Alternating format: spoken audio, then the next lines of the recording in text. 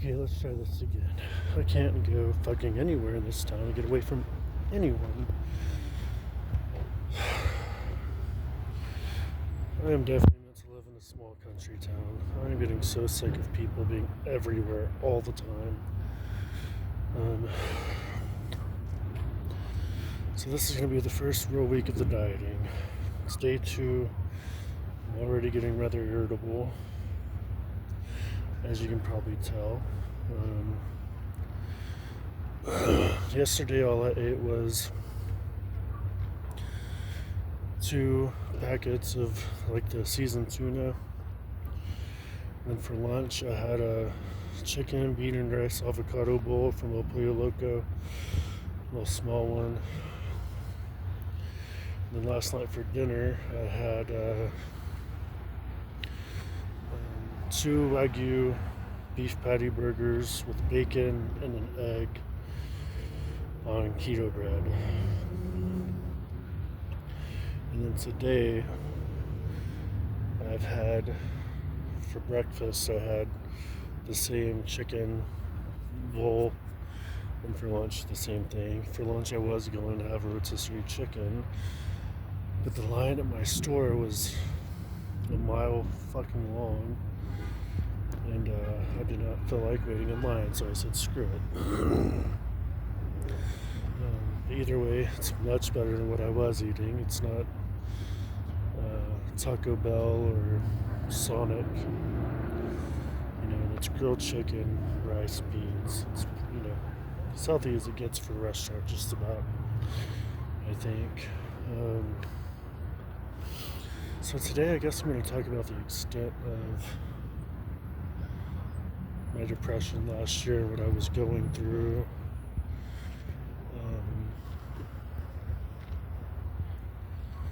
So basically I just had no motivation to do like anything. Like simple things like taking a shower and brushing my teeth just felt impossible most days. Waking up was very, very difficult. Even with the energy drink, I'd wake up, slam an energy drink, just to go right back to bed.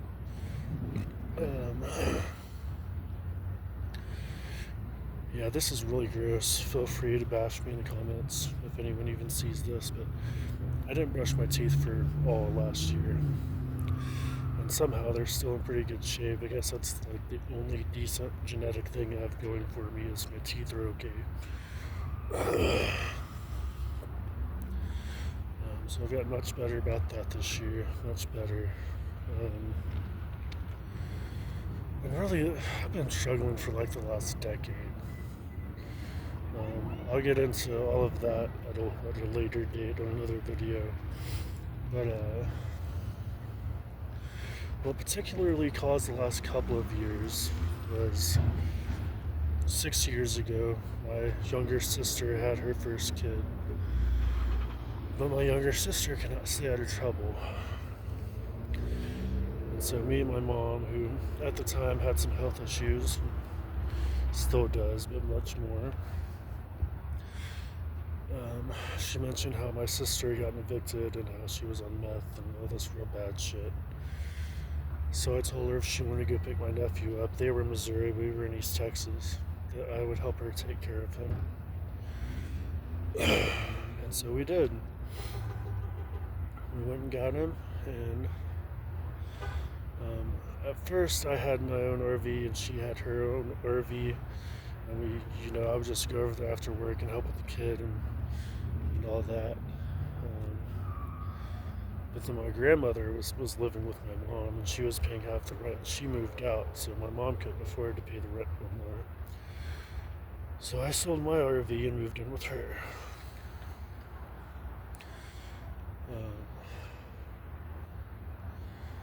So anyways, we did that for 3 years. And then my mom had a heart attack and her health started going even more downhill. And it got to the point to where she could not take care of him during the day.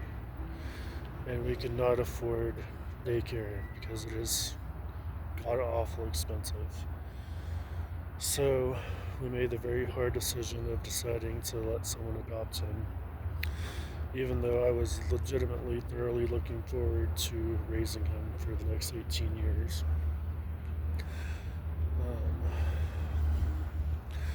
I loved him like my own. I thoroughly enjoyed taking care of him. It just got to a point where I couldn't take care of both of them.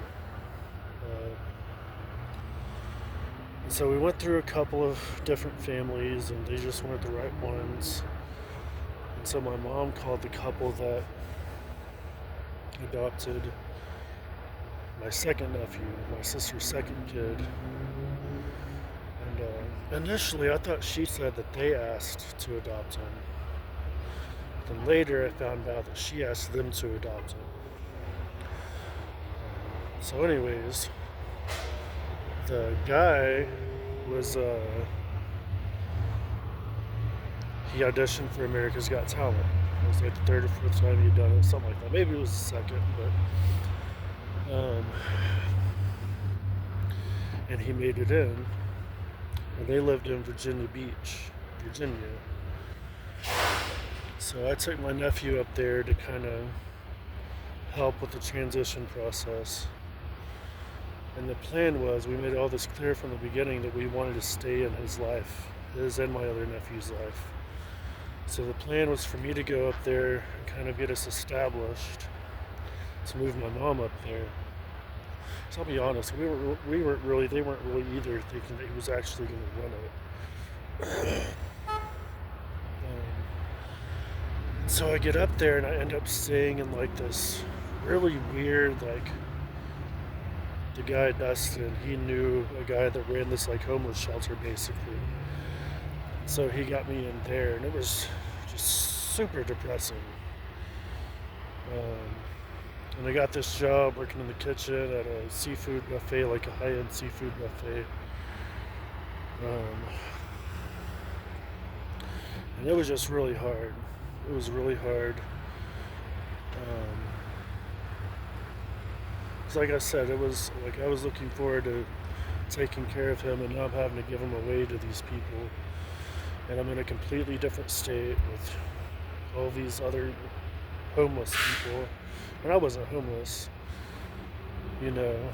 I mean, I guess I technically was, but I wasn't before that. I never had been.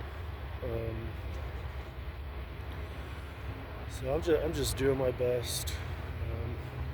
I think he doesn't expect me to just be working all the time. Like working multiple jobs, and I've tried that, and I'm not the kind of guy that can do that. I wish I was, really wish I was, but my brain just doesn't work that way. So I'll get one job and I'll work my ass off, and I do. And he didn't understand that, so that was already not off to like a great start with me and him. I don't think he never said anything, but like he would make little comments about, like, when I go over to visit them once a week and I was helping him move his bed and my nephew was trying to play with me, he'd be like, leave Chaz alone, he didn't come here to work, like little backhanded shit like that. And so I started drinking a few months into it. I was there for like 6 months. I was having a very hard time saving up money. I think I sent my mom like $4,000 over the time, and I was still broke as hell all the time.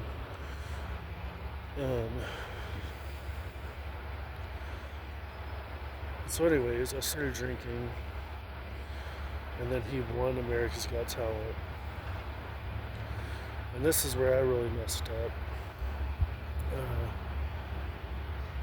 The night that he won it, I was drunk, and I forgot that was the night that he was going in. Like, it was the finals. I forgot. And so I texted him that night,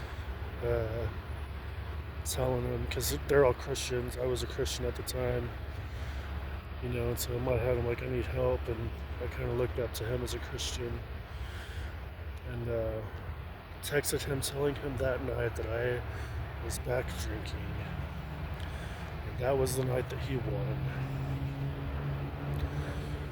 So when he won, it went from me and us going to Virginia and staying there to he got a gig in Las Vegas, um, doing like a nightly show here.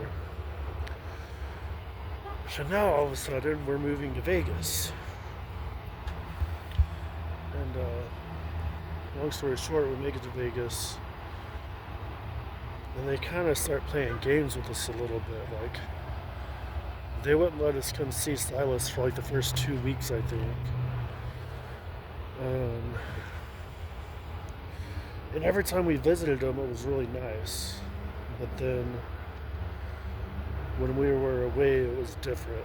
Like, they would have family over, and this is the thing that got me. They would always say, "Oh yeah, we're a big family now. We're all family. We're family. We're family."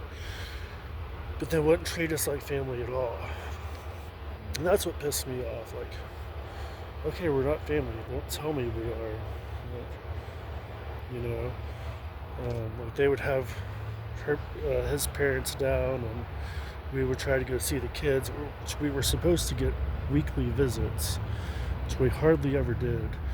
And they would use excuses like, my parents are down. They let us go while their parents were there a couple of times, but we just didn't click very well when it really came down to it. And so, anyways, pretty much right after the adoption was finalized, they up and moved to Missouri and left us here in Las Vegas by ourselves. And it was just really hard. I realized that I wouldn't be able to have a very good relationship with my nephews if we couldn't have decent relationships with their parents. And I'm a very all in or all out kind of guy. Like, I can't really do the middle. And so I just kind of realized, it hit me that I'm never going to see him again. And then I started drinking a lot, like every night. Because I know this is probably weird of me, I don't know, but like I just thought about him all day, every day, for like weeks. So depressed. So it got to the points where I was taking like 12 shots of 100 proof liquor a night just to sleep.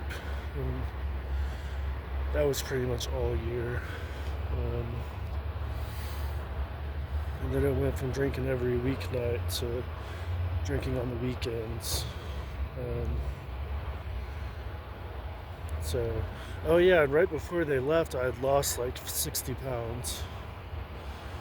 And then when they left, I gained it all back plus some.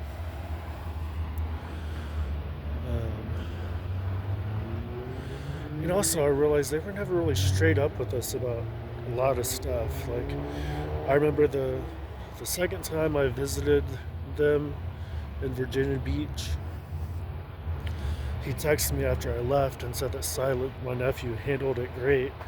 And I was so relieved. And then later I find out that he was like losing his shit after I left. And to this day I think about that and like how abandoned he must have felt, and like, you know, that kind of thing. That's what really kills me.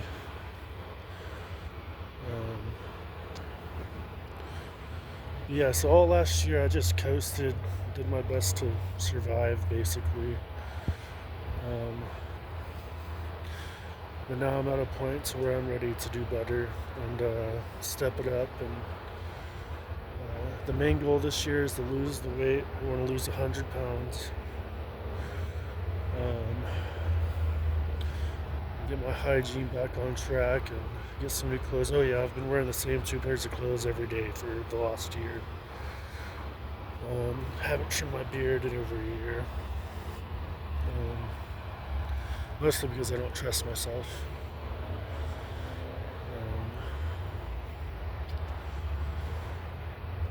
But yeah, all that to say that this is why I'm doing this now. Doing these videos every day kind of as a, make it a habit, make it kind of an accountability thing, and just what's the word? Not ritual, but like a program, like something I do every day consistently. So that in a year I can look back and see, how far I went. But yeah, anyways, I gotta go back to work.